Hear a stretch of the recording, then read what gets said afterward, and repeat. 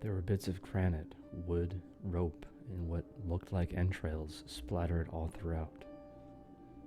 Oh, the cruelty, the one standing miner said. He went from body to body and jostled each of his coworkers. Must I find you all like this every time? I crawled up to a half-standing pose and tried to see the face of the hunched-over survivor. My heart dropped. He had no face. The explosion, which must have killed some of his friends, had also blasted away this man's entire sternum, neck, and skull. The miner wasn't hunched over or leaning away with his head. He just simply had no head. And up there, floating right in the middle of where his face should be, were a set of eyeballs, glistening under the yellow lights. The eyes turned to me. Oh, why, hello. Hello there. Terrified, I rose to complete standing and opened both my palms in a show of total deference. I don't know. I don't know who you are or what this is. The headless miner walked toward me. I noticed he carried a pickaxe in his right arm. He gestured with his left to where his ear should be. I'm sorry, I can't hear you. Had an accident. Despite him having no head, his voice still came from where his mouth would be. There was an earnestness in his speech. It might have had something to do with his very old-timey accent, but I still felt like he was trying to be friendly. Another batch of faulty dynamite. Everyone's dead. But what else is new? He brought his left palm to his face, perhaps to wipe away tears, but instead his hand traveled through his non-existent head to scratch a small portion of his back. Been dead for many years, I'm afraid, but I've kept busy, been a good man, worked very hard for the boss upstairs. He gestured upwards with the pickaxe. I looked up, and out in the distance I saw a large, ancient set of wooden stairs that I must have fallen from. They extended far up into the mine's ceiling and kept going. He's gotten good ore for me, good shining golden ore. I have a knack for it, you see, the same knack that killed me so many years ago. It's probably what's still keeping me around, though. He came closer. I could see he had brown irises, with one of the cataracts deteriorating into milky white haze. The eyes stared at me, unblinking.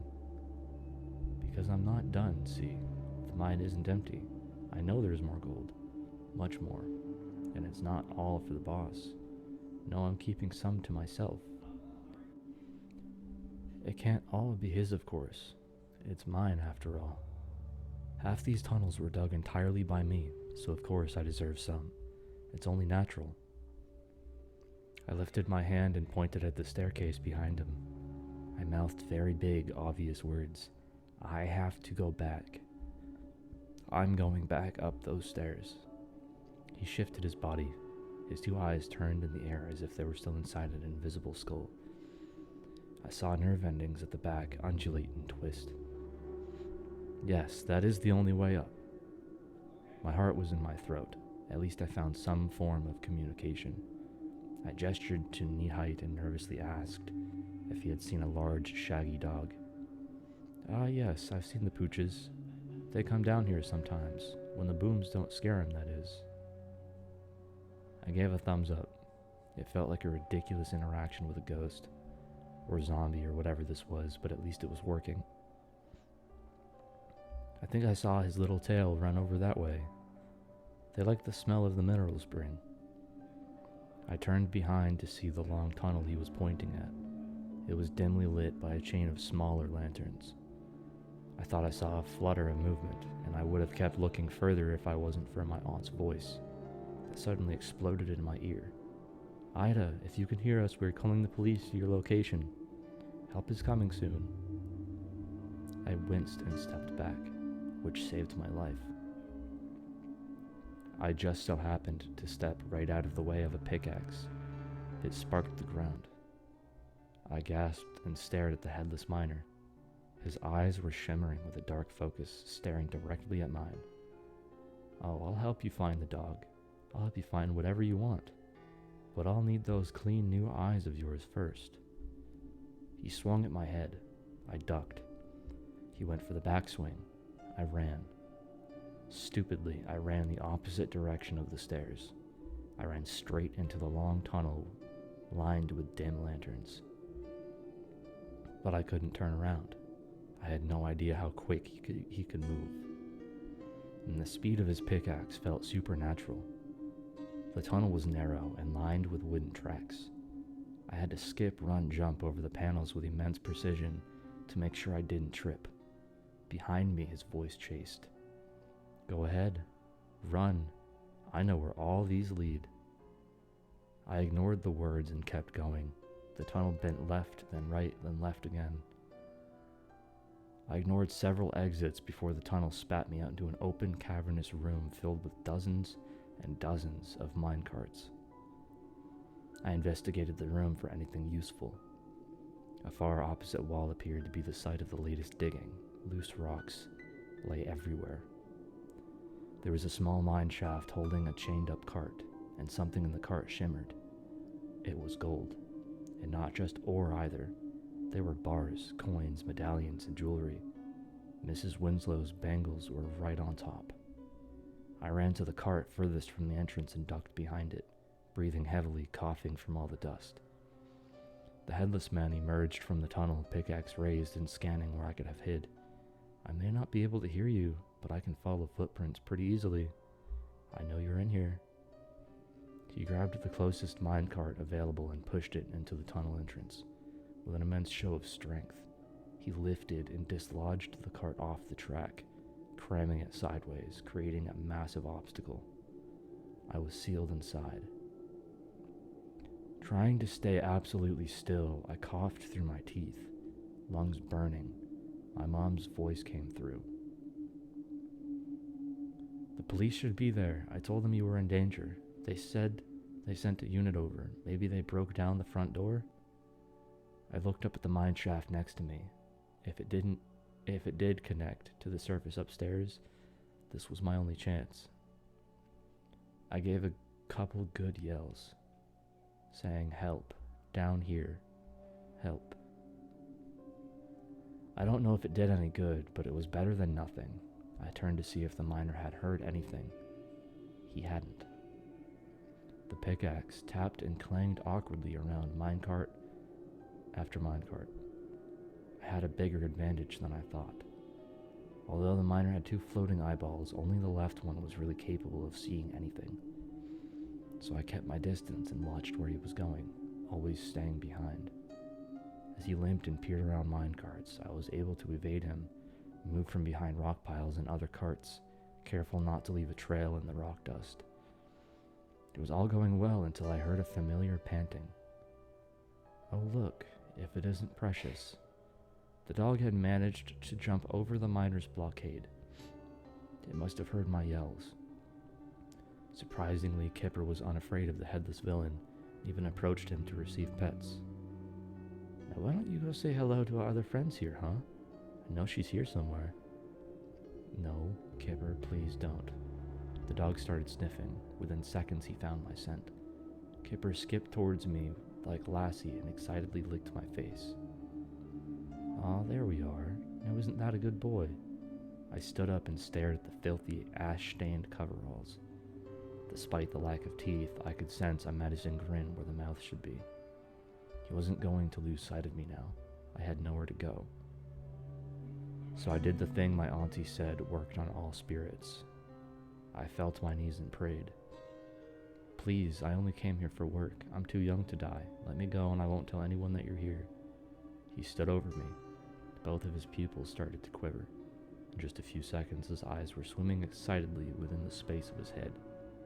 I took off the only valuable I had, a gold necklace with a miniature version of Christ the Redeemer, a gift I had received as a teen in Rio. I held it out in my shaking hands. Please, take it. Take everything. Suddenly both the eyeballs stared forward again, entranced by the gold. Well, look at that. How generous. How generous of her. We should reward generosity, shouldn't we? It was hard for me to describe to the police officer how exactly I got out, because I have no idea. The fiery pain where my eyes used to be overwhelmed my entire reality for hours. All I wanted was for it to stop. They found me half inside a dumbwaiter, bleeding to death from the gouges in my face. I was taken to the hospital, where I would spend the next 4 weeks recovering. The police did not, in fact, storm the house like my mom said. They waited outside for the homeowner to return. But when they heard my screams coming from the top floor, they broke the back door and eventually came to my rescue. I told they did a thorough investigation, but could not find any of the things I described.